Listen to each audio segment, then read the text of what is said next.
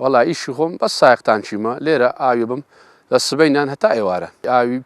زیاد لە حەدی پێویست لەبەرەوەی گوندەچی بێ ئاوە ئەگەر ئەویان لۆ بکرێتە پرۆژە بلوان بکرێتە خەت زۆر باشترەبی لەوەی بەتانچی لەوان بچی ئەو گوندە 150 مارە مەشروعی لەو نەکرایە تا ئێستا بیر و هەموو شتەکان تەواوی بەس خەتیان لەو نەبەسترایە وەڵا گوندی جۆنەرە گوندەچی بێ ئاوە حەقەتەن بەڵام تانچیان لەو دابین کرایە سار وەختی سارێ ئاویان لۆ دەچی بەتانچی بەڵام ئەو تانکە ڕاستەکەی بەشی ئەو گوندەی هەموو ناکە لەبەرەوەی ئەمە ئەو غەتاسەن زەعیف بوویە داوایان لێکەنەوە غەتاسەن و چاکەنەوە وەبی ئیش خۆمان زیاتر باشی بەڕێوە بین دەنا وەکو ئاوبردن بە تانکەری بێ ڕاوەستان بە بەردەوامی ئاوەچی لەو گوندەی و بێ دابران بەس ڕۆژی جومعانەبی هەموو ڕۆژەکانی کرد ئاوەچی بە لیتر ئاو زۆرەچی و تقریبەن سار کاروان سێ کاروان ئاوەچی بێ ڕاوەستان شەمعان زەعیفە دەنا ئاو زیاترشەچی 5 سەفەر 6 سەفەر ئاوەچی بەڵام ئاو کەمە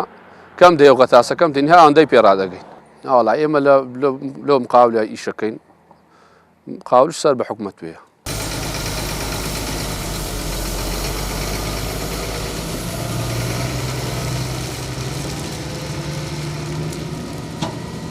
کێشەی سەرەکی ئەو گوندەیان گوندی جۆنەرە کێشەی سەرەکی ئاوە ینی بەڕاستی گوندەکە نزیکەی 150 مارەبی یعنی زۆر بێ ئاو ینی قەیرانێکی تابرێ قەیران لە ڕووی ئاوە مەسەن لەو زستانەی ئەگەر ئەو تانچێنە هەیە ئاوێنەی خەڵکەکەی مەحتەلە خەڵکەش ینی تەماشەی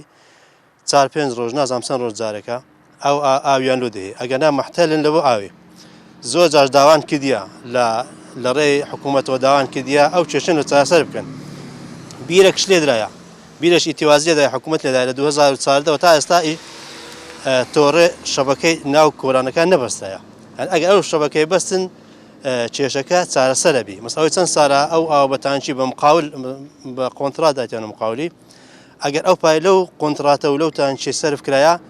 ئەگەر لەو شەبەکەی سەرف کرابە لەوانەیە ئیشەکەی پێکرابە ئەگەر هەموو شمێکرابە نوێی پێکرا جاروێ ئەگەر ئاو نەهەیە ئەوی بکڕن پەنالۆکردنێ بە مەختوڕی ئاوی بە 15-20 هەزارێکی ئەکڕن يعني حسارة يعني باقتصاد أو سرفك وكو ساوي سلوشي زور كما مثلا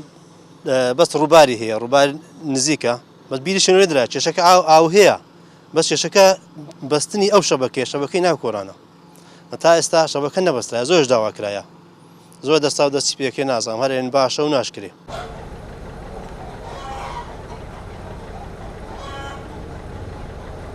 والله أونية لو قلنا هيك أونية على أنا شايفة تنشين أولوتي أونية أبدا يك أولينية هيك والله يعني جيشي دي مكان هيك أولينية وتقريبا بنم لبوه هيك كسالي أو نما هيك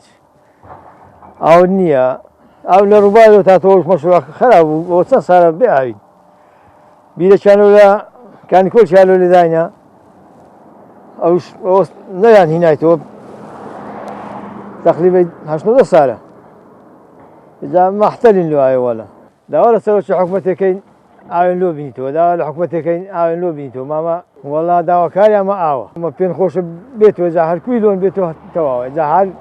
هر كسر شيء بيه بستي بين خوش عاون لو بيت مشروع النية مشروع تنشية زالوية حفتة شدوها خرابة بيستروش عاون ناي معناها هر عاي بكرة وهب بارة بكرة وهب بارة بكرة ولا ثانية ما ليلة أنا بعد 200-300 هزار عاي نكري لا قند